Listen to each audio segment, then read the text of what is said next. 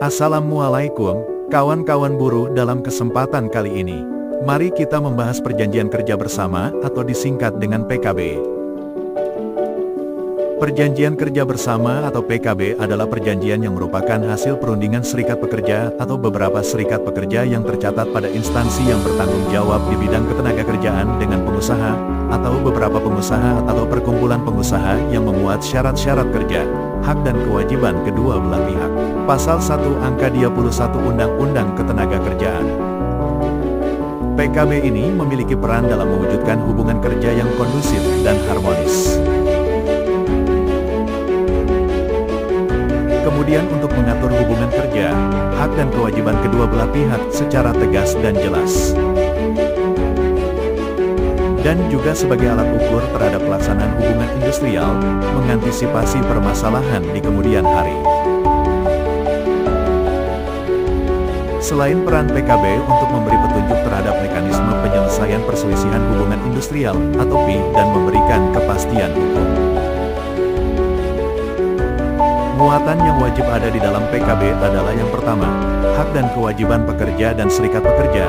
Yang kedua harus ada nama, alamat, kedudukan perusahaan dan SP atau SB. Yang ketiga hak dan kewajiban pengusaha.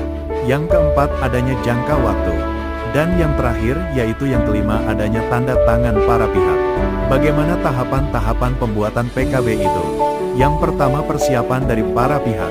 Dari perusahaan dan pengurus SP atau SB masing-masing membentuk tim atau panitia perumus.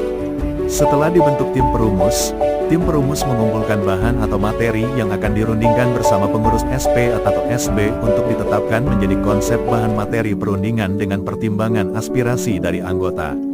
Selanjutnya masih tahapan pembuatan PKB dalam persiapan para pihak, yaitu membentuk tim perunding melalui rapat pengurus yang kemudian ditetapkan melalui SK oleh pengusaha dan ketua SP atau SB. Kemudian tim perunding membuat ketua tim, sekretaris, dan anggota. Kemudian tahapan-tahapan pembuatan PKB yang kedua yaitu pembuatan tata tertib. Yang pertama tata tertib perundingan disusun oleh tim perunding. Kemudian yang kedua muatan tata tertib perundingan, dan yang ketiga waktu dan tempat perundingan. Selanjutnya yang kelima dispensasi dan fasilitas untuk tim perunding. Keenam nama dan susunan tim perunding. Ketujuh sistem perundingan melalui juru bicara dan notulen. Yang kedelapan sistem pembahasan materi. Dan yang terakhir penundaan sidang atau skor. Kemudian yang ketiga untuk tahapan-tahapan pembuatan PKB adalah perundingan. Di dalam tahapan perundingan ini, jika dalam satu perusahaan terdapat satu SP atau SB tetapi tidak memiliki jumlah anggota lebih dari 50% dari jumlah seluruh pekerja di perusahaan, maka tetap dapat mewakili asalkan SP atau SB tersebut telah mendapatkan dukungan lebih dari 50% dari jumlah seluruh pekerja di perusahaan melalui pemungutan suara. Kemudian masih yang ketiga tahapan pembuatan PKB dalam perundingan yaitu, jika dalam satu perusahaan terdapat lebih dari 3 SP atau SB maka yang berhak mewakili adalah maksimal 3 SP atau SB yang masing-masing anggotanya minimal 10% dari jumlah seluruh pekerja dalam perusahaan tersebut. Kemudian 3 SP atau 3 SB yang berhak mewakili ditentukan dengan peringkat berdasarkan jumlah anggota terbanyak. Selanjutnya jumlah tim perunding PKB maksimal 9 orang dari pengusaha maupun SP atau SB. Masih dalam tahapan pembuatan PKB yang keempat, yaitu kesepakatan. Yang pertama jika sudah mencapai kesepakatan perundingan PKB, maka naskah PKB ditandatangani oleh kedua belah pihak di atas materai.